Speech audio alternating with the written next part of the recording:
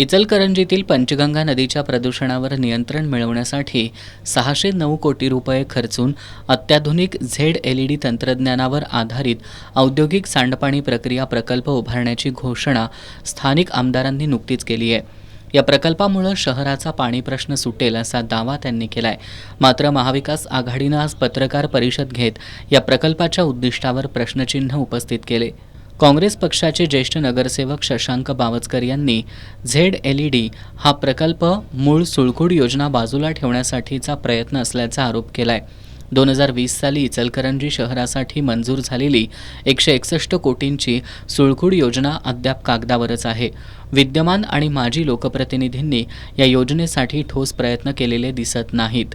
पंचगंगा नदी केवळ इचलकरंजीमुळेच नाही तर 171 ग्रामपंचायती, 2 महापालिका आणि 1 नगर परिषद यांच्या सांडपाण्यामुळे प्रदूषित होतीये। हे अनेक अहवालांमधून स्पष्ट झालंय। 2008चा केंद्रीय प्रदूषण नियंत्रण मंडळाचा अहवाल आणि 2012 मधील कावीळ प्रकरणातील निरीक्षण या बाबी अधोरेखित करत विद्यमान आमदार राहुल आवाडे यांच्यावर त्यांनी हल्लाबोल चढवला।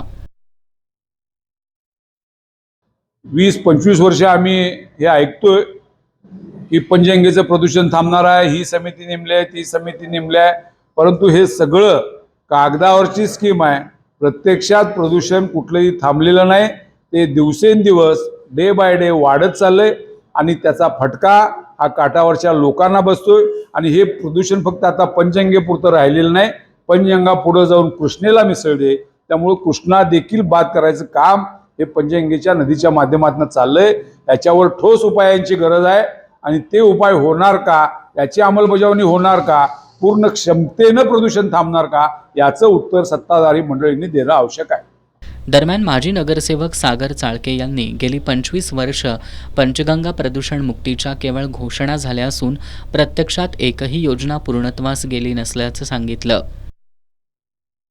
इचलकरंजी शहराला शुद्ध पाणी देण्यासाठी मागणी करायची का नाही, आणि मगाशी सांगितल्याप्रमाणे आमदार झाल्यानंतर 6 महिने 7 महिने तर वेळ देणं गरजेचं आहे। आणि आज 6-7 महिने झाल्यानंतर मी एखादा प्रश्न पाण्यासाठी विचारणं काय चूक आहे? उद्या जनताच म्हटली असते की आत्ता 2 महिने झाला आमदार झालेत आणि लगेच आता हे चालू केलं बघा राजकारणी। पण आज ह्या गोष्टीला 9 महिने झाले। आता 9 महिन्यानंतर जर त्या प्रश्नाची निवडून आल्यानंतर जाणीव केव्हा करून द्यायची?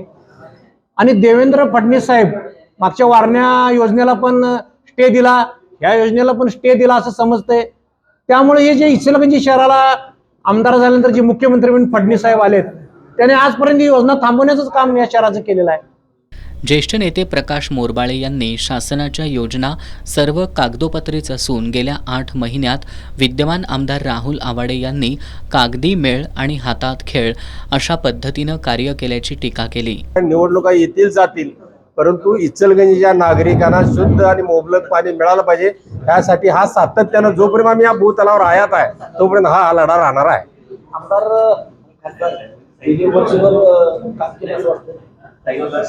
आता ते जनतेला माहित आहे की जर बघितलं त्यांचं कार्य आता 1.5 वर्षापर्यंत आणि यांचा 8 महिन्याचं कार्य काय केलं, नुसतं कागदी मेळाने हातात खेळ, ह्याच्या पलीकडे काही काम केलेलं नाही आहे। इचलकरंजी महानगरपालिका निवडणुकीसाठी पाण्याचं राजकारण न करता शहराला स्वच्छ आणि मुबलक पाणी मिळावं यासाठी आमचा लढा हा चालूच राहणार असल्याचा इशारा या पत्रकार बैठकीत देण्यात आलाय।